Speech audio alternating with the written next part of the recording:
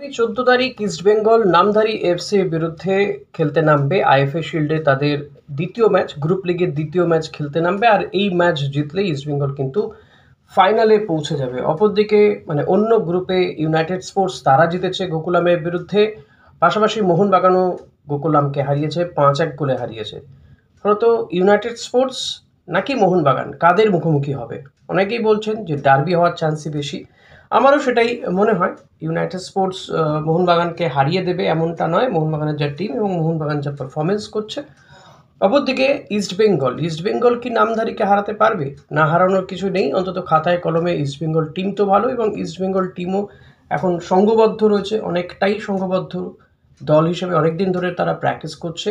R in between তাদের দলে নতুন স্ট্রাইকার, জাপানি স্ট্রাইকার যোগ দিয়েছেন। তিনি আজকে পুরোদমে প্র্যাকটিসও করেছেন। গতকাল তিনি প্রথম দিন ছিল প্র্যাকটিসে, খুব বেশি প্র্যাকটিস করেননি, হালকা কয়েকটা শট মারা, গোল করা এই সমস্ত করেছেন। আজকে কিন্তু পুরোদমে প্র্যাকটিস করেছেন হিরোশি ইবুসুকি, পাশাপাশি সাউল ক্রেসপো। তার হালকা চোট আছে কিনা সেটা এখনও পরিষ্কার নয়, তবে তাকে খুব বেশি প্র্যাকটিস করতে দেখা যায়নি, সাইড লাইনেই ছিলেন। যেমনটা রামসাঙ্গা বা প্রভাত লাকড়ারাও সাইড লাইনেই ছিলেন। ধরে নেওয়া যায় এই দুজন কেউ খেলানো হবে না। তো সাউল ক্রেসপো তিনি কি খেলবেন, এই একটা আশঙ্কা দেখা দিয়েছে। নামধারীর বিরুদ্ধে কিন্তু ইস্টবেঙ্গল অনেকগুলো পরিবর্তন করতে পারে।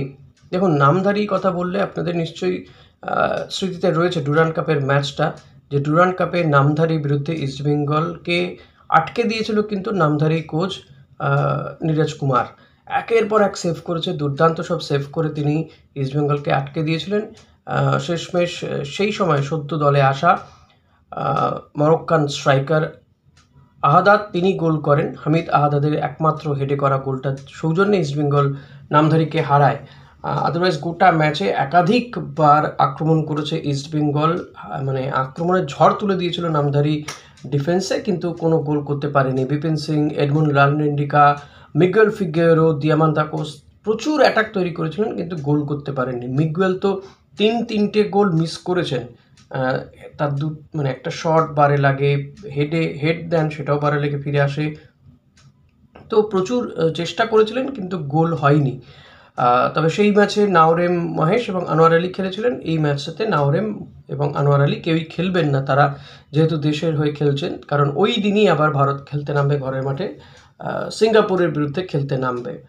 তো এই ম্যাচটা নিঃসন্দেহে ইস্টবেঙ্গলের জন্য কঠিন ম্যাচ এবং ইস্টবেঙ্গলের জন্য নিজেদেরকে আরও একবার পরখ করে নেওয়া ম্যাচ, কারণ নামধারী ও ডেকানকে হারিয়ে দিয়েছে। ফলত ডেকানের বিরুদ্ধে যতটা সহজ ছিল এই ম্যাচটা অতটা সহজ হবে না।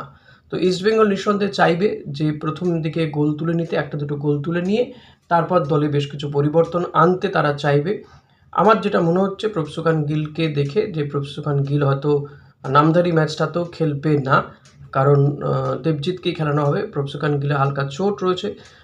তো এই আইএফএ শিল্ডে গিল খেলবে কিনা এটা নিয়ে আমার একটা আশঙ্কা রয়েছে। দেখে যা মনে হলো, তাকে কোচ খেলাবে কিনা জানি না, কারণ দেবজিৎ তো ভালো ফর্মে রয়েছে, ভালো খেলছেও। সিনিয়র গোলকিপার, প্রচুর অভিজ্ঞতা রয়েছে। তো দেবজিৎকে না খেলানোর অন্তত আমি তো কিছু দেখি না। তো আমার মনে হয় প্রভসুখান গিল এই শিল্ডেই হয়তো নাও খেলতে পারেন।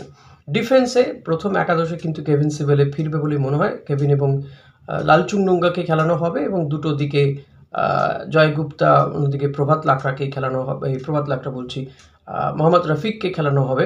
মাঝ মাঠে সেক্ষেত্রে হয়তো মিগুয়েল এবং মোহাম্মদ রশিদকে খেলানো হবে। আপ ফ্রন্টে হামিদ আহাদাদকে খেলানো রেখেই শুরু করা হবে। দুটো উইংয়ে একদিকে বিষ্ণু, অন্যদিকে বিপিন সিংকে খেলানো হতে পারে, বা বিষ্ণুর জায়গায় এডমুন্ড লালনেন্ডিকাকেও খেলানো হতে পারে। তো বিপিন তো খেলবেন অতি অবশ্যই, এটা নিয়ে কোনো সন্দেহ নেই, কারণ বিপিন দলে থাকা মানে মুহুর্মুহু আক্রমণ হওয়া। তো বিপিনকে রাখতেই হবে। অস্কার বুঝে গেছেন যে বিপিন দলে কতটা গুরুত্বপূর্ণ প্লেয়ার, এবং তিনি নীরবে নিঃশব্দ তিনি তার কাজটা করে যান। মিগুয়েলও যেমনটা, খুব বেশি হাই হই নয়, আফসোস নয়, একের পর এক আক্রমণ তিনি সানাতে থাকেন, যা নিঃসন্দেহে স্ট্রাইকারদেরকে গোল পেতে অনেকটা সুবিধে করে দেয়। তবে মিগুয়েল এখনো পর্যন্ত খাতা খোলেনি, দেখা যাক নামধারী বিরুদ্ধে সে গোল করতে পারে কিনা। তো আমার মনে হয় যে সেকেন্ড হাফের দিকে হয়তো হিরোশিকে একটু আধটু দেখে নিতে পারেন কোচ, কারণ যদি ইস্টবেঙ্গল ফাইনাল খেলে, নামধারীকে হারিয়ে ফাইনালে ওঠে, তাহলে ফাইনালে কিন্তু ডার্বি হওয়ার একটা চান্স রয়েছে এবং ফাইনালে সেক্ষেত্রে হিরোশিকে নামানো হতে পারে। তো তার আগে হিরোশিকে একবার দেখে নিতে চাইবেন অস্কার, আমার তো সেটাই মনে হচ্ছে। এখনও 2 দিন প্র্যাকটিস হবে, তো সময় রয়েছে তার সাথে দলের বাকিদের মানিয়ে নিতে, বা তারও এই কন্ডিশন দলের সাথে মানিয়ে নেওয়ার জন্য যথেষ্ট সময় সে পেয়ে যাবে এবং নামধারী ম্যাচটা যদি সে একটু খেলে নিতে পারে আরও সেটা ভালো হবে তার জন্য, দলের জন্য তো বটে। 2 জন স্ট্রাইকারেও খেলে দিতে পারবেন অস্কার ব্রুজো। সেক্ষেত্রে মাঝমাঠে যদি একজন ভারতীয়, একজন বিদেশি, 2 জন স্ট্রাইকার এবং ডিফেন্সে কেভিন সিভেলে খেলে, তো that will be the best formation for east Bengal team. এবং আমার যেটা মনে হচ্ছে যে অস্কার যে অ্যাটাকিং ফুটবল খেলছেন, মুহুর্মুহু আক্রমণ তুলে নিয়ে আসা, এই ফুটবল থেকে অস্কার সরবেন না, বরং অ্যাটাকে আরও বেশি তিনি জোর দেবেন। এবং ডার্বিতেও তিনি বলছেন অন্যরকম যদি খেলা হয় তো ডার্বিতে তিনি অন্যরকম কিছু প্রেজেন্ট করবেন।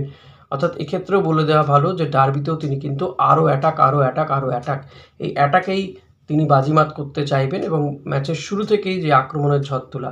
তো নীরজ কুমার হয়তো ডুরান্ড কাপে বাঁচিয়ে দিয়েছেন, নামধারীকে অনেকটা বাঁচিয়ে দিতে পেরেছিলেন, গোলের মালা পড়তে হয়নি, 1 গোলে হারতে হয়েছিল তখন নামধারী এফসিকে ইস্ট বেঙ্গলের বিরুদ্ধে। কিন্তু এবার হয়তো বিষয়টা অন্যরকম হতে পারে। তবে হ্যাঁ, নামধারী তারাও যথেষ্ট ভালো টিম, স্ট্রং টিম, ভালো খেলছে। 2-1 বিদেশি যথেষ্ট ভালো, ঘানার বিদেশিদের যথেষ্ট ভালো, কয়েকজন পাঞ্জাবি ফুটবলার রয়েছে, ফলত একটু টাফ ফুটবল তারা খেলে। তো এটাকেই কিন্তু ওভারকাম করে ইস্ট বেঙ্গলকে এই ম্যাচটা বার করতে হবে। তো আমার মনে হয় বেশ কয়েকটা পরিবর্তন আসলেও আসতে পারে, হয়তো মাঝমাঠে পরিবর্তন হতে পারে, সাউলকে হয়তো প্রথম একাদশে নাও রাখতে পারে অস্কার ব্রুজো। সেক্ষেত্রে কেভিন, মাঝখানে মিগুয়েল এবং মোহাম্মদ রশিদ, আপ ফ্রন্টে সেক্ষেত্রে হাদাদকে খেলানো হতে পারে, এমন কন্ডিশন তো রয়েইছে।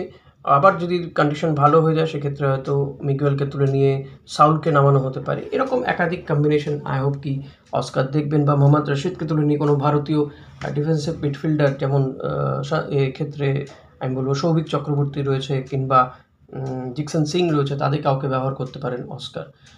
তো দেখা যাক, আরও 2-1 দিন গেলে হয়তো বিষয়টা, মানে আজকে 12 তারিখ, 13-14 কালকে এক প্র্যাকটিস সেশন রয়েছে, কালকে পরে 14 তারিখে ম্যাচ। তো এই একটা দিন গেলেই হয়তো বোঝা যাবে, আর একটু পরিষ্কার হবে পড়ে ছবিটা যে কী হতে চলেছে 14 তারিখের ম্যাচটা। তো ভিডিও এখানে শেষ করছি। ভিডিওটা ভালো লাগলে লাইক কমেন্ট শেয়ার করতে ভুলবেন না। Thank you.